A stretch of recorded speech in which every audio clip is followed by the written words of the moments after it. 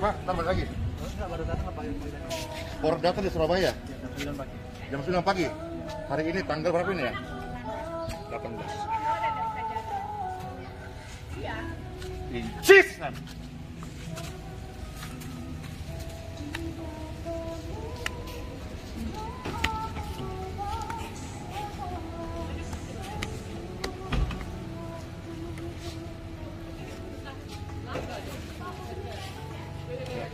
Saya perintahkan kau incis.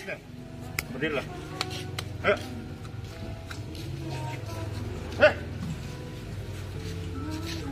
Oke, ke sini. Ya. Ya. Ya. In Jesus kan, mulai hari ini jalanlah, sehatlah, normal lah.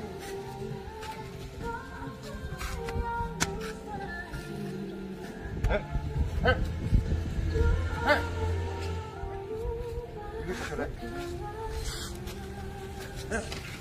Ya. Jalan. Jalan. Jalan, jalan, jalan. Jalan. Kasih. Benar ini. Free. Ya.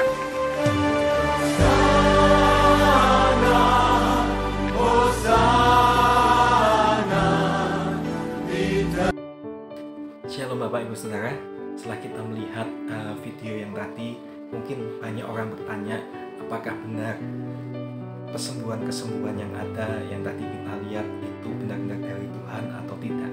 Nah, sebelum kita membahasnya, setidaknya ada satu hal yang kita lihat, salah satunya adalah keberanian dari Pastor Andi Simon itu, di mana banyak hamba-hamba Tuhan yang sebelum COVID ini dulu banyak melakukan KKR kesembuhan, tapi sampai tahun ini mereka tidak berani menunjukkan pelayanan kesembuhan mereka.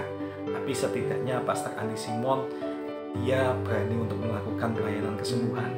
Nah, saat ini kita mau lihat apakah benar apa yang dilakukan oleh Pastor Andi Simon pelayanannya itu dari Tuhan atau tidak. Kita tidak bisa menilai seorang hamba Tuhan sejati itu cuma dari sekedar mujizatnya, dari sekedar apa yang dia lakukannya. Karena kalau kita cuma melihat dari sekedar mujizatnya, iblis pun bisa melakukan mujizat. Kita ketahui pada waktu Musa melakukan mujizat di depan Firaun, ternyata ahli-ahli sihir Firaun pun bisa melakukan mujizat.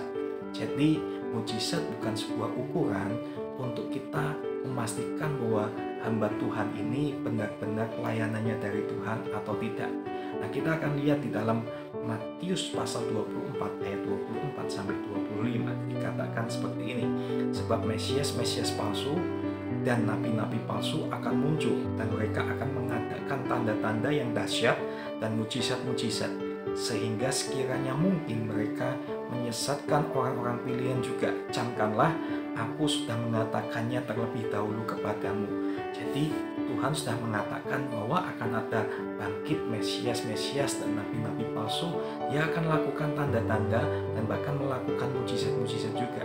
Jadi kalau kita ketahui mujizat, tanda-tanda dahsyat itu tidak selalu dari Tuhan. Lalu gimana kita ketahui untuk itu apa yang dilakukan mujizat itu dari Tuhan atau tidak?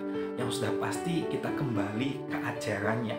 Nah, dengan ajaran ini ada dua hal yang perlu kita cek atau kita perhatikan. Yang pertama dasar ajaran, yang kedua isi ajarannya. Yang pertama dasar ajarannya, apakah dasar ajarannya itu memakai firman Tuhan atau tidak? Apakah dia cuma pakai Alkitab atau dia pakai juga kitab-kitab lain?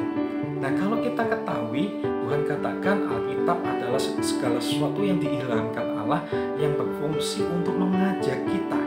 Jadi, bolehkah pengalaman dipakai? Boleh kalau memang itu sesuai dengan firman Tuhan. Sejarah mungkin bisa dipakai juga, tapi asal itu sesuai dengan firman Tuhan atau selaras dengan firman Tuhan. Jadi kita mau lihat dasar ajaran dari pendeta ini atau mungkin hamba Tuhan yang kita lihat itu dasarnya memakai Alkitab atau bukan, atau dia juga pakai yang lain. kedua adalah isi ajarannya. Apakah isi ajarannya itu alkitabiah atau tidak? Jadi walaupun ada orang yang memaksakannya Alkitab, tapi kalau isinya tidak sesuai atau isinya itu melenceng, itu sesat. Karena kita tahu iblis pun memakai ayat-ayat firman Tuhan, tetapi dia lencengkan, tidak sesuai, tidak alkitabiah. Makanya dia coba pakai ayat Alkitab, tapi untuk menyesatkan.